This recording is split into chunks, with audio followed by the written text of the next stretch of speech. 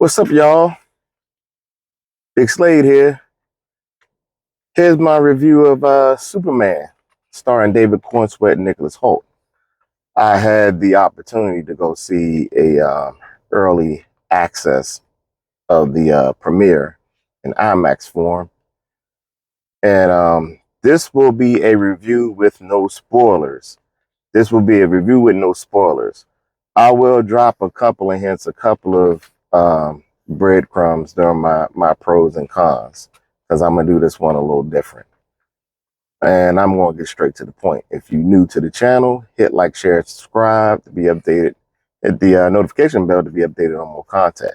Now, let me just jump straight into it. The pros, basically, let me break down the premise of the film. It's about Superman. As you already know, it's a Superman movie. And Superman has, the movie basically explains to you that this cat's been out for, he's been doing this thing for 3 years. And the premise of the film is basically this, Superman is pretty much doing his best to be Earth's protector and doing his best to save lives. He takes a lot of pride in saving lives and saving people. He's very passionate about it. And somewhere along the timeline, with him dealing with things, Lex is against him. He displays his obsession with destroying Superman, and pretty much he wants to get rid of him. By any means, he wants to get rid of him. And so that's basically what the movie's about. It's Superman saving people and his battle against Lex Luthor, preventing Lex from having world domination, from having power by use of meta-human resources, government resources, and advanced technology. So getting straight into this film, I'm gonna tell you my what I liked about it, my pros.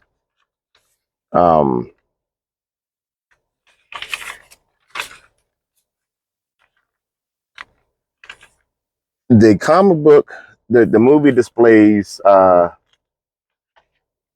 way that this movie was written and how it was displayed is if when you watch this movie, as if you're watching the Superman animated series, like you're reading a comic book, except that it's brought to life. It's a big fantasy world. The action scenes are on point, but James Gunn had literally just created a fantasy world using the source material, and he just brought it to life, basically. So the feel of it is as if you're watching an animated series, a cartoon, Saturday morning cartoon, or it's got that comic book feel to it. The visual effects are off the chain. I like the special effects. You'll definitely enjoy the special effects. The visuals, the music it's all right. It's okay. The actors' performances, the chemistry between the characters, especially between Lois and Clark, you don't see that it's forced. You definitely see the chemistry there between the characters. I like Ma and Pa Kent. Ma Kent is hilarious. I like her character. I love the character. She's funny. The MVP of this movie is Mr. Terrific. Mr. Terrific is a standout character. He stands out. The performance by that actor is off the chain. He's the MVP. I liked what Nicholas Hoult brought to Lex Luthor, especially in comparison to Jesse Eisenberg. Lex Luthor in this movie is a force to be reckoned with. He's very smart, very strategic. The movie is definitely world building. I like how they explained the meta-humans presence. the politics involved with Superman being involved with, like how he interferes with um, country business, like the war, for example, his interference with the war and how it affects the U.S. and people question his integrity, and it makes, all of his actions makes Superman look bad, makes the United States look bad every time he interferes with war and a lot of stuff that goes on between two countries beefing with each other. They definitely explain this little dimension, like once again, it's world building, how he explained. So you definitely see how other movies within this gods and monsters chapter, how the other movies are going to play a part. And if he wants to do this multiverse thing, it's already explained in the film, with this dimension being, being a part of the movie that's being used by Lex Luthor. So pretty much the interaction between Jimmy Olsen and Miss Tessmacher, that's hilarious too. Miss Tessmacher, her character has a significant role to the movie, so it's more to her character than just her being silly and taking selfies, as you will see throughout the film. So she has a key role in the film. So don't, like I said, it's a lot beyond her character than the silliness and the selfies. So now I'm gonna get straight into the cons, because based on my reaction and me, I'm gonna spoil the hell out of it. But once again, there will be no spoilers in this video. There will be no spoilers for this review. There will be no spoilers for this review. So now I'm gonna get into the stuff that I didn't like. The movie was goofy. It was corny. I didn't like the story, the way it was written, the pacing. It was stupid. There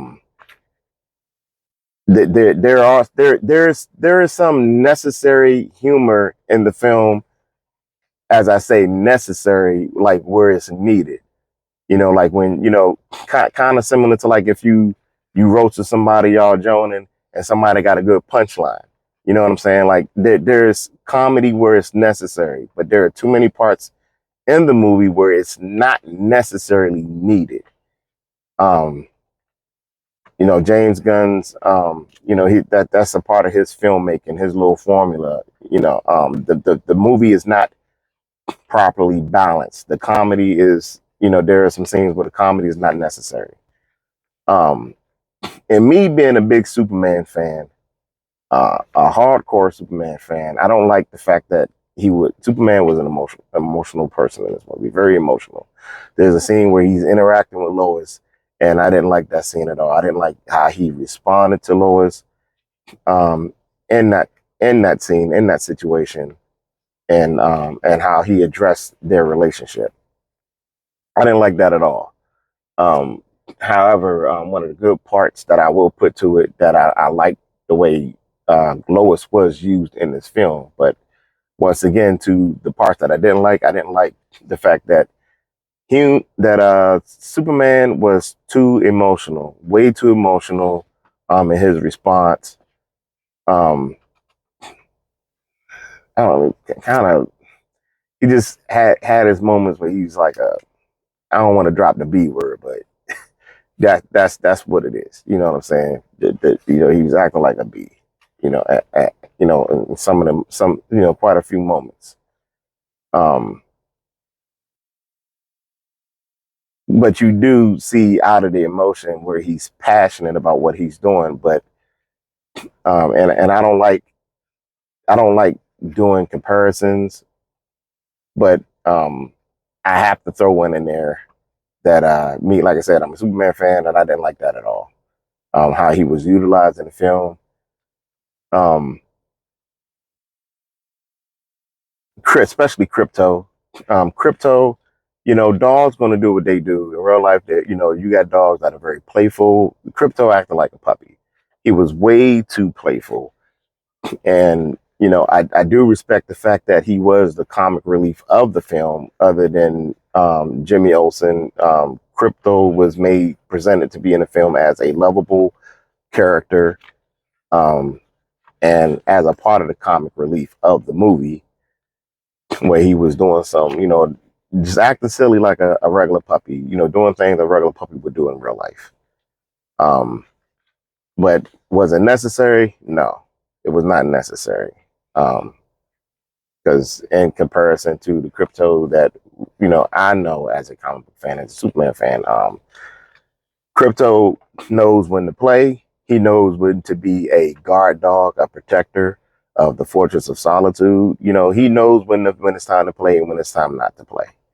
The dog is known to be very obedient. But, as far as this movie, and I guess for the sake of entertainment purposes, James Gunn just decided to make this character lovable and to make this character act like a puppy in this movie. So I didn't like that at all. I didn't like the fact that Superman is nerfed in this movie. There's a scene where, and the clip was already on social media, so I will talk about the scene where he's like, where's my dog? And he's up and close in Lexless, he's up and close in Luthor's face talking about what you say. Like, the use of his super inherent is incredible, but in this movie, I can see if he was trying to poke Lex out and was like, I dare you to say it again, right? But in a threatening manner. But that's just a part of the movie where that part of Superman is kind of like, why they do that to him? That why did you do that to him? Why did you do that to Supes? There's a scene that you've already saw on social media where they show him going against this creature, this Kaiju, and he's preventing this dog from getting squashed. You see a display of his traits, a display of his strength, where he's holding his foot and keep trying to prevent this puppy, this dog, from getting squashed. But and he takes a few jabs at this Kaiju, but because of that scene, and the Justice Gang gets involved with helping Superman address the Kaiju, he didn't quite agree with how the Justice Gang finished the job versus how he would have did it. And you'll understand, especially like, my true comic book fans out there, and you're watching this review, and especially my diehard Superman fans, there are other methods of how Superman could have dealt with this Kaiju. And I will reference Batman v Superman, how Doomsday was an attempt to take Doomsday off the planet. And I'm not going to say nothing else. I'm just going to reference that one scene from Batman v Superman where Superman made an attempt to take Doomsday off the planet and try to take the fight into space. And I'm going to leave it at that. Getting back to the rest of the stuff that I didn't like, the story was goofy. I didn't like the story. The pacing of the story, like I said, the way that the movie was made, it was just unnecessary. It was unnecessary. There are certain things that you can, like when you're making a movie, especially doing comic book films, there's a way to do certain stuff. And like you can make it's real easy to make any movie dark, right? You can add dark elements to it, and you can make a movie lighthearted, like Shazam. And the tone of this movie was very lighthearted. It was very kid friendly. My kids enjoyed it, but there's just certain things that you just don't do with certain characters, and Superman is one of them. Like, I understand that you can take certain elements. Like another thing that I didn't like, where I noticed watching the film, other than the comic book references that he used, like All-Star Superman, Superman Birthright, you definitely see that he's taken a page from Zack Snyder, because you can see some inspiration of Man of Steel. You can see inspiration. He took a page from Richard Donner, so you can see inspiration taken from Superman 1978 film. You can see some pages taken from Superman Returns, some inspiration taken from Superman Returns. There's a lot of those elements there in that movie where you can see some some familiar scenes. That goes back to what I liked about it with the visuals and stuff. But once again, back to the thing that I didn't like. And the fact that I'm mentioning that is that you don't see anything new with his version of Superman, with his portrayal of Superman. You don't see anything new. The editing was poor as far as the way that it was written, the pace of the story. The editing was poor.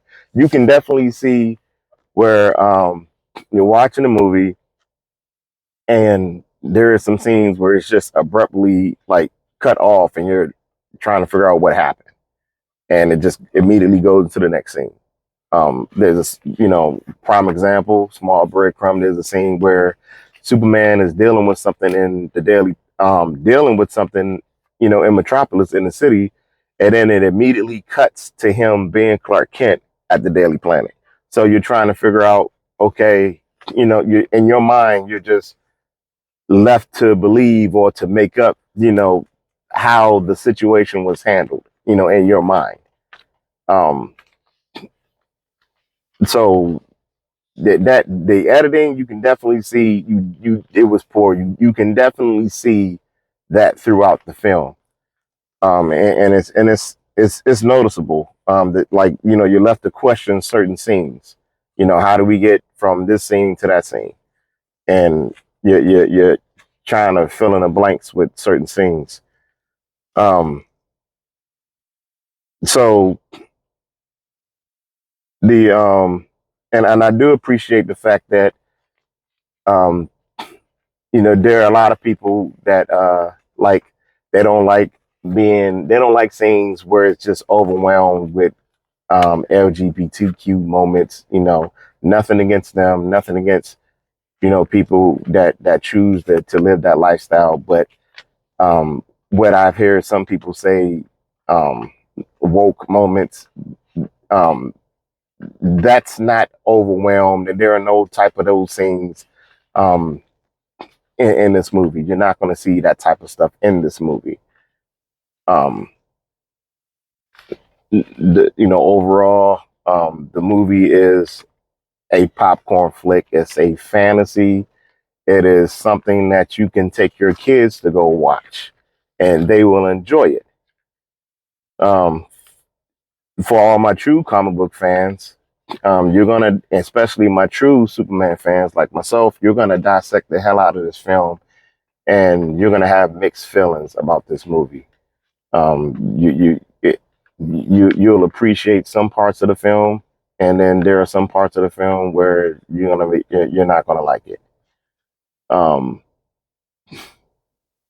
and like I said, especially with me, my overall result, I didn't like the film. And my opinion, is it worth going to the movies for? I saw it in IMAX.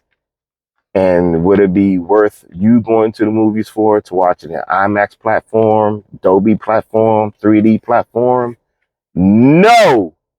Do not waste your time to go watch this in the movies, spending your hard-earned money, tapping, swiping, opening your wallet, wallet's closed. Like, don't do it to yourself. And keep in mind, I did go into this movie with an open mind.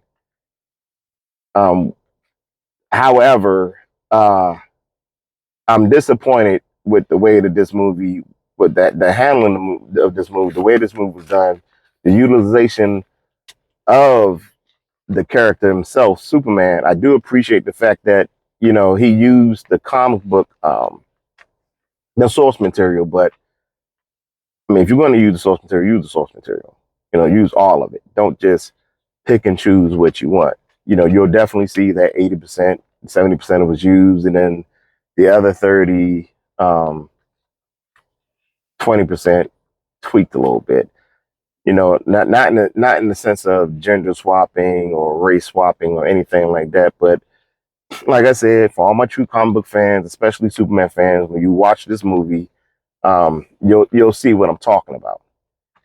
So, a hard pass. Don't waste your money rushing to the movies to watch this. Wait for it to hit streaming. Wait for it to where you can watch it in the convenience of your own home. But, however, if you're a true comic book fan, you're a Superman fan, and especially if you want to be entertained, you want a fun popcorn movie to watch.